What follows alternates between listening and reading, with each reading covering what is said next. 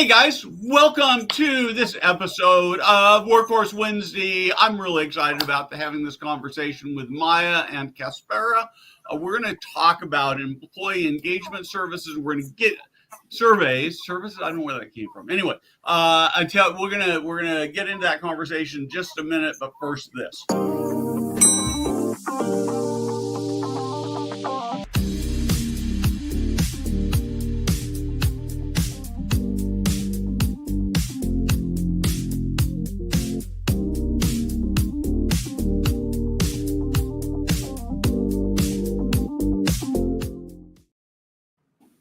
Okay, so let's start with who you guys are. We'll start with you, Myia, and then go to you, Kaspara. Sure, yeah.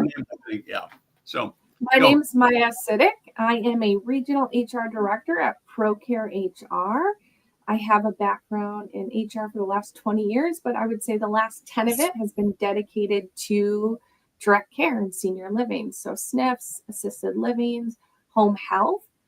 I've worked in for-profit and nonprofit organizations, and I would say I have a strong passion for organizations that put people-centered culture first.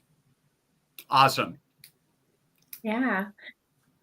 I should have Myia do my intro too, because they're very similar. My name's Kaspara Cochrane. I am also a regional director of a regional HR director at Procare, and I have almost 20 years in HR, with 10 of the last years being dedicated to senior care and supporting clients in the senior care field. I've been with Procare the last 6 years, and we've just seen tons and tons of growth. So we support today over 22,000 employees that are working in senior care all across the US. And so Myia and I have really interesting days, and it's been a lot of fun to grow with the company and see what all of our clients are dealing with on a day-to-day basis. Cool. So I want to talk about employee feedback, and I guess one of the things I think it's a brilliant idea, but I don't know that it's very effective. I mean, when I look at most companies who do that, and I sort of wonder if they stopped doing surveys, would anybody notice? So I'm going to start with that provocative question. Yes, I think that's a great question. I will say the real impact in engagement surveys doesn't come from the questions you ask, but the conversations and the changes that follow. So if you are not action planning after you get what I call, some employers call it a score, but I call it a gift, right? So feedback from your team members is a gift. So if you don't take it an action plan, then yeah, your team members are not going to really care if you keep surveying them, because at some point they're going to wonder why you're asking if you're not doing anything with information. Yeah, I would add to that too. I do think the soliciting feedback and the actual survey piece is super important, just because all of your employees are not going to be as vocal as some others, right? So you really need to make a concerted effort so that your introverted employees, your quiet, your timid employees will also have a way to have a voice and be heard. And so surveys are a really great way to be able to do that. Okay, so I know for a long time it's been sort of satisfaction surveys, and there's sort of this newer term that is engagement surveys. And is there really a difference, and what is that difference? And talk to me about sort of what that looks like. Yeah, so satisfaction is just saying, am I okay here, right? And well, although that could be important, engagement really focuses on if I'm connected to the mission, if I am going to be a promoter of your business. So your best brand ambassadors are your employees. And an engagement survey, while it could be coupled with what the industry calls the Net Promoter Score. So I could talk a little bit about that and what that is here now, or we can dive into that a little bit later. But that coupled together is really going to tell you if you have brand ambassadors. And that's really what you want at your organization. Okay, and what is I think I know what it means, but I want to just dig a little bit deeper. And what is a brand ambassador? What does a brand ambassador look like? Sure. So what that is, that's someone's going to promote your business externally, right?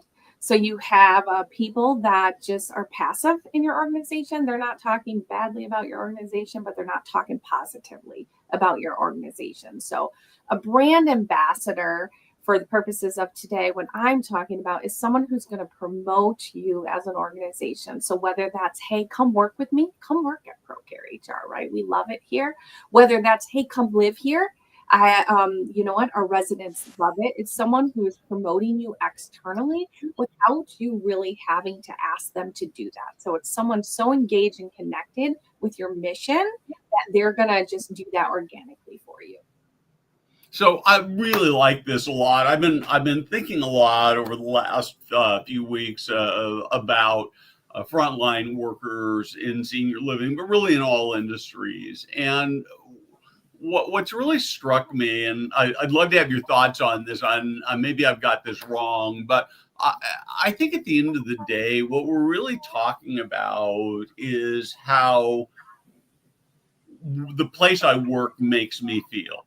You know, am I excited when I say, "Oh man, I get to go to work," or do I have to go to work? And at the end of the day, do I walk away and say that was a really good day, or do I walk away and say, "Oh man, I'm so exhausted, I hate it." Is that kind of what we're talking about? Yeah, I really think so. I totally agree with that line of thinking, Steve. It made me think of a client survey I just did recently where the CEO insisted on adding a question, and the question was on a scale of 1 to 10, what level of joy is in your work environment? Ooh. And yeah, and it was a nice question to see put out there. And it did get really positive reviews from that group of employees. But I do think we're talking about, how does work make you feel? Is it a drag to go to, or, are you enjoying it? Is there joy in your workplace?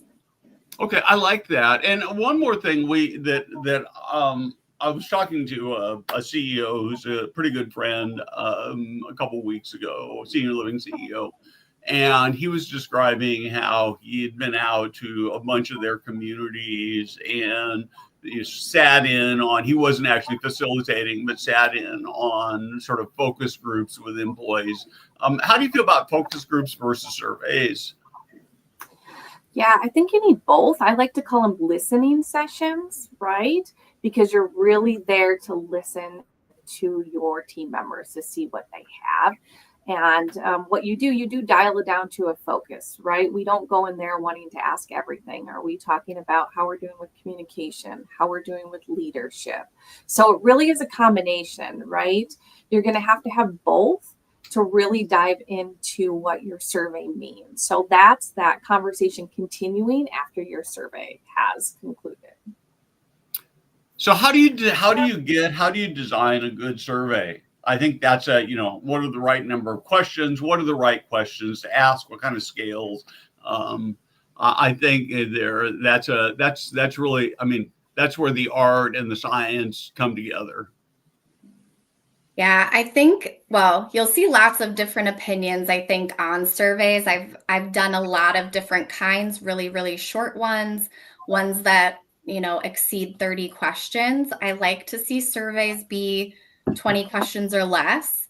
And I usually start with kind of demographic questions. So who are we talking to? Ideally, we want it to be anonymous, but it's good to know, hey, are you in the culinary department, or are you in the, are you a resident assistant working in the clinical side?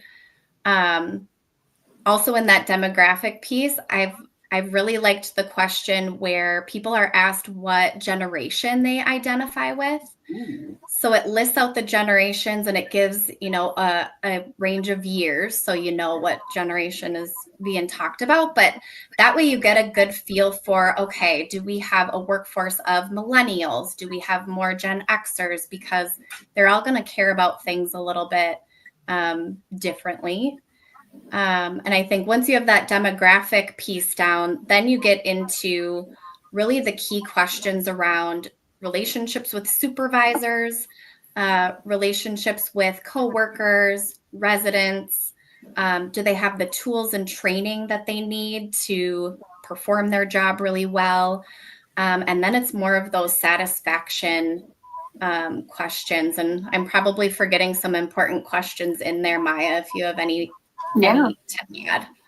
Yeah, so it's going to be a mix of open-ended and like Likert scale. And one of the big questions that we are going to loop in there is that net promoter score. So a net promoter score came about in 2000, so it's been around 25 years, by a gentleman named Jeff at Bain and Company. And it really was designed to gauge customer loyalty. And then it kind of adapted into an ENPS, so an employee net promoter score, so we can gauge engagement and loyalty in employees. And that will give you a score, and that score is between negative 100 and 100. So anything over 0, that is positive. So if you are in the 20s, the 30s, you're looking good. I will tell you 80 is world class. So it's not like a test where it's like, hey, I need 100% to get an A plus, right? So it's going to give you that baseline so you can start getting a trend for yourself and your organization. And what that question is, it is a simple question that says, how likely on a scale from 0 to 10 would you recommend this organization as a place to work, right? And those folks that are scoring 9 and 10, those are your folks, your raving fans. They're the ones that are your brand ambassadors out there externally recruiting people for you. And there is your 7 and 8. Those are your passive people, kind of like if you eat at a restaurant, like the food was good, things were okay. I'm not going to write a review for you or against you. And then anything below that are your folks that may be out there speaking about you in a negative way, right? And that helps gauge. And that asks you that question. And then the open end is going to tell you the why they answered that question. And that why is where you're going to be able to start building out some action planning. Okay, so I've got to ask. You guys get to look at surveys for a lot of companies. I think I can ask this without telling tales. And first off, I'm glad you pointed out that an 80 is a world class. I spend a fair amount of time looking at Glassdoor and Indeed, and their top score is 5. And you never see a 5 unless it's a teeny tiny company. I actually have a 5 because I have one employee, one person who came in and gave me a 5 rating, right? But one other person could come in and wipe that out. So a four, I think the top companies are sort of in the very low 4s, right? So what are you actually seeing in senior living in terms of typical net promoter score? What's the best you've seen and what's the worst you've seen? Yeah, that's a great question. So I will tell you, I prep my clients for this because if they have never asked this question before and they don't have a baseline for net promoter score, they are thinking, we're going to see scores in the 80s. And so I do have to tell them that, hey, we'll brace ourselves for this one. So I will say I have seen all the way from a negative 80. That would be the lowest score I have seen. Unfortunately, there was low participation in the survey, so it wasn't a great gauge. So you need at least 50% of your staff participating in the survey to really get a baseline in true numbers. And I just had a client recently that has an average overall, all their communities with a positive 27, which is phenomenal in senior living. So we do get a wide range of scores across our client base. I saw a 43. Wow. I was curious what yours was going to be. I saw 43, and that's just in the last year. But recently I've seen a lot of like teens and 20s is where I see a lot of our clients landing on the net promoter score scale, which is really good. That's super impressive. So I'm going to sort of, I'm not sure I'm going to let you give me some guidance as to how we proceed next, because here's the big question that that's sort of rattling through my head is, my net promoter score is not where I want it to be. How do I make it better? And we've also got a series of questions about what do you do with the results, and it's sort of the same question, but not exactly. And so I don't know whether you'd like to sort of get into the nitty gritty of what to do with the results first, and then talk more broadly about it, or go the other way. Yeah. Well, I would say if you got a net promoter score of 4 and you want to improve it, my first question to you would be, all right, are we at the point in your organization that you're willing to make changes to improve it, right? So you got to be willing to act, because if you ask the question and you don't act, the next time you roll that survey around, no one's going to take it. So I would just gauge where you're at and what you're able to commit to, and then we would start diving into action planning. Okay. So by the way, how often should you do this survey?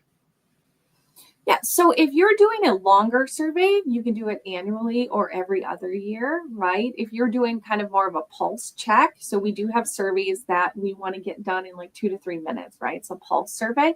Sometimes that's done quarterly. So it really depends on how quick and how much time you have to dedicate to the action planning, right? We never want to get in a situation where we're doing a survey and we're not action planning directly after and communicating the outcome of that survey to the team. Okay, so I do the survey almost regardless. I guess the question is actually one more question about the survey. So if you get a low participation rate, does that mean good things or bad things? So go ahead, Kaspara. Bad sign. It's a bad sign. I was gonna say so your participation rate in itself is its own really valuable data point, because right there you're getting a message about here's how engaged people are. They're engaged enough to fill out a survey and share their thoughts with us, or they're not. And usually these surveys are, I don't know, maybe 7 minutes to take. And so if people aren't invested enough to take those 7 minutes to do that, a low participation rate is usually a bad sign. And it just makes it harder to really put a lot of weight in that data that you've gotten, because you haven't heard from the majority, right? So the goal is to hear from half of your staff or more. Well, one of the things I was thinking is if you had a low participation rate, it could mean two things. It could mean they hate the company and they don't think they listen, or it could mean I'm so happy that I've got nothing to complain about, because it seems like people like to, although I run a lot of polls on LinkedIn, and those tend to be the things that I get the most engagement on. So people do like to, I guess, really like to give feedback, right? Yeah, I think part of it could be too is like your communication strategy to rolling it out. I think one of the things that employers often think is they communicated something when they actually haven't. Like there's no such thing as over communicating. So what we do, we help develop the survey. We help with the strategy for rollout. So some tips on that is we use QR codes, right? Everyone's walking around with a cell phone these days. Well, most people are. We make it easy. I tell our executive directors and our leaders to make time for them to do the survey at work. So I like to put the QR code right on a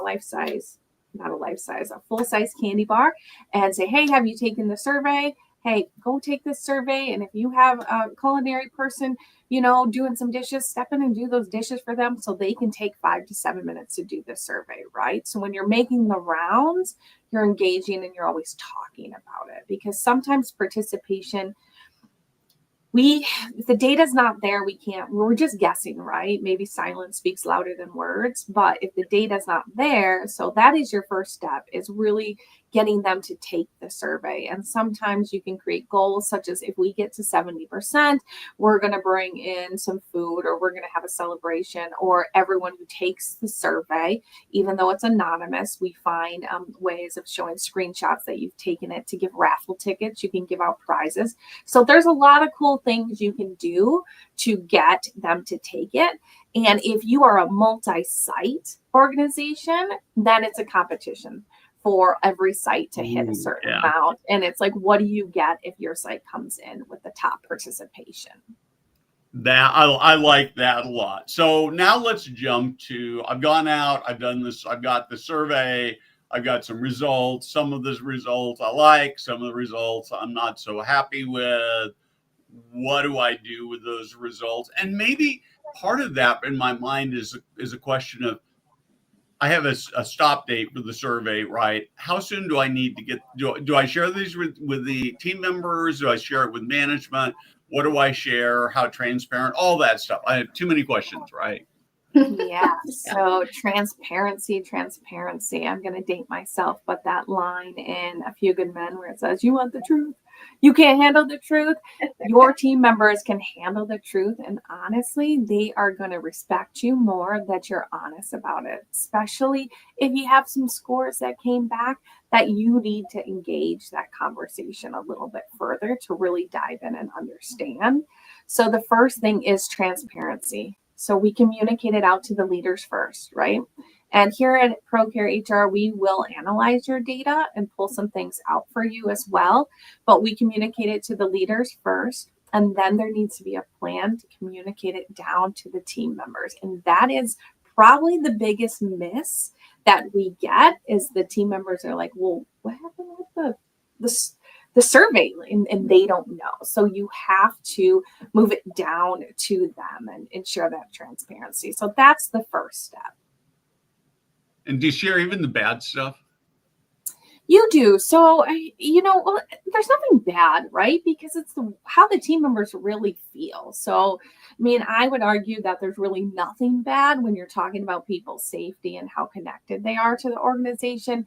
It's just, I will say, if you're not ready to hear hard information, you might not be ready for a survey. And I think we take it personally sometimes as leaders. They feel like it's a personal attack. But it's just that they've been given an opportunity to speak, and we're not here to debate if what they said is true or not, because it's their perception is their reality, right? So we are here to create action planning. So the next step is to create an action plan, and that's 1 to 2 focus areas, right? Leaders will dive in and they want like 12 action plans, and none of them will see the light of day because it's too much. So you really want to hone in on 1 to 2 focus areas to get that momentum going for that action plan. And then you want to assign an owner, right? And that owner can't be a department. So it can't be like HR or ops. It has to be a person that's driving that, because what does that say? And if everything's a priority, nothing's a priority. So we have to make it a priority for one person to really drive that and create those check-in points. And then I would say the final piece is really that you can't have something vague. So a vague action plan would be like, we came back and communication's bad, so our action plan is to improve communication. Okay, that's really too vague to focus on. But a better action plan would be that, hey, we heard you, we're going to incorporate maybe 15-minute huddles on Monday. And the goal of that huddle is going to cascade information down from this leadership meeting down to the leaders at the community. And then they're going to have another huddle and cascade that information down. Right? These are the steps we're going to take, and how are we going to measure if it's been successful. Cool. I really like that. So I'm wondering if you maybe can give me an example of the results that you got out of a survey where something needed to be fixed and where a company actually took the result, made a difference, resurveyed or whatever they did, and it made a real impact on their organization. Yeah, I can share one, Steve. We've done a lot of these. For whatever reason, Q4 is like prime employee engagement survey time, but I have a couple examples. So we've seen a lot of companies with lower scores when employees are rating how they feel about recognition and appreciation from the company or their supervisor. And so in cases where we found low scores there, one of the action plans or part of it was to really focus on giving more kudos, acknowledging the hard work of staff. And so they did something, it doesn't have to be big and crazy.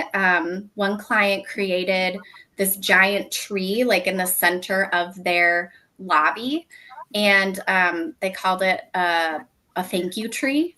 And so what you could do, so both families and employees could write on a leaf and say thank you to their coworker, or a resident's family could say thank you for whatever thing that they did. And it just brought, the focus to that appreciation activity. And so that was really a positive change. The other thing that we see a lot, especially in the last 6 months here, was lower ratings on communication. So people just feeling like, I don't know what's going on. Leadership doesn't tell me anything. And so one of my clients who got that feedback, the big piece of their action plan was to, one, they started weekly huddles. And those are just short meetings once a week where they all come together and talk about what's going on in their community. And the other thing they did was the ED in that building started recording just a 2-minute video every week where she just shared like, hey, here's what's going on in the building this week. Here's what I'm focusing on. Here's what I need help with. And she would just blast it out through email so that people felt more connected to the leadership level and like they knew what was going on. Cool. I really like that. Are there, and this is really a question for both of you because you have different groups of people you work with. I'm not surprised, honestly, about people feeling like they don't get good enough communication. Do you have a sense of what it is that team members really want to, what are the things that are important to them? Yeah, I mean, I think it's different for everyone, but I think what's going on in the organization, sometimes that is head of mind for team members, especially in an industry that has ebbs and flows, right? We're coming off COVID, right? So a lot of times there's some financial struggles there. So a lot of times team members want to know what's going on with the organization so they can be connected to the organization. So that's one thing that I think is important for team members to understand. And we communicate it a lot if you are a manager or above, but sometimes it does not cascade down, or it cascades down in a way that's more rumors than actual fact. And, we want to be the controller of that information. So it's always best to cascade it down with a plan. And I guess maybe this is, and there's going to be to some degree, this is going to be very specific to from organization to organization. But I think there's a lot of reluctance to share financial information. Do you have thoughts on the right amount of financial information to share? And that can be a problem even if you're doing super well or you're doing super poorly is probably the two places where leaders get nervous about that. Yeah, I think there is a nerve about that as well, because if you're doing super well, sometimes employers are like, well, what am I benefiting from it, right? That's right. If you're not doing super well, they're like, well, should I be looking for a new job? Yeah. So it is a difficult I think it can be valuable, Myia, to not have to, you don't have to get super specific, but I think if you really stick to the goals so that people know that there's a goal, and maybe you're not saying, very specific financial numbers, but maybe the goal is to improve our budget by X%.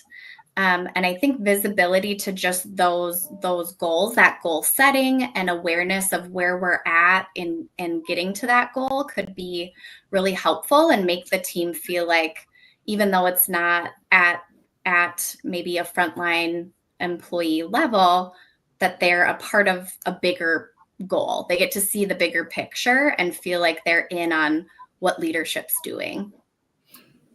Yeah, I like that a lot. So when you look at the results that you're seeing, do you find that frontline people, team members tend to have lower scores than people who are either department heads or executive directors or even regionals? Or do you see any kind of a trend in that, or is it just all over the map? What I generally see is like the ED and the leaders forgetting to take the survey because they're pushing it out. And I'm just like, hey, reminder, you're a team member too, right? So your information is important to us as well. So a lot of times they're taking it last, or they need a little nudge, or because they're thinking they have that protectiveness, right? Like, oh, this is a voice for our team members, but hey, you're a team member too. So we generally don't dial down too much in that demographic unless we're looking for something very specific about leaderships and we have a strong focus on that. So I won't separate the survey out if you're a people manager, if you're a non-people manager. So it all gets rolled in. But I will tell you, when I've had to separate out maybe like a home office or a corporate office that is very heavy in leadership, those scores tend to be a lot higher. Oh, yeah, I would assume that that's the Yeah. case. And the thing I worry about in talking to leaders is they'll say, oh, we've got this really great culture. But I worry that oftentimes that really great culture is the corporate office, the regionals, where this is super supportive, and that doesn't always translate very well down to the front line. And that can be really dangerous because it becomes almost an illusion of what's really happening in your organization.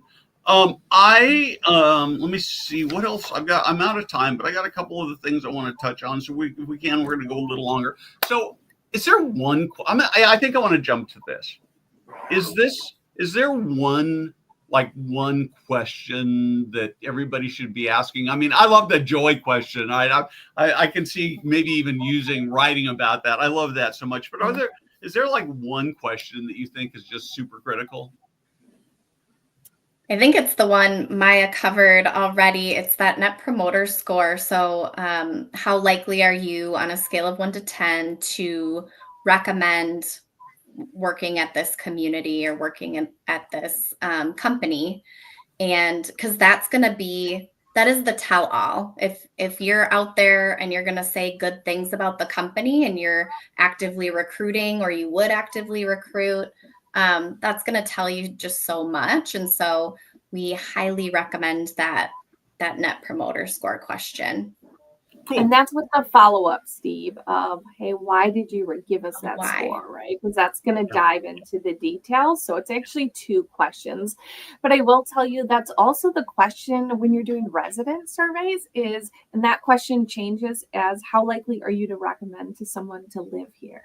Yeah. So we can use it on both sides of the surveys, resident facing and team member facing. Yeah. So, and the other thing I guess I find myself thinking is, so much of it is we sort of started out is how you make people feel, right? So are there just questions that you can ask people as you're wandering around talking to staff that will just make it better? I mean, one of the questions I really like is, what would make you feel proud so proud that you tell others that you work here, would be the kind of thing that would be really interesting. Or, what would just make your day better? I was with an executive director many years ago. I don't even know he's still in the industry. And I was in the break room and I asked this question. I said, what would make your job better? And it was really fun because these were frontline workers and they came up with really practical suggestions. It would have been so easy to implement.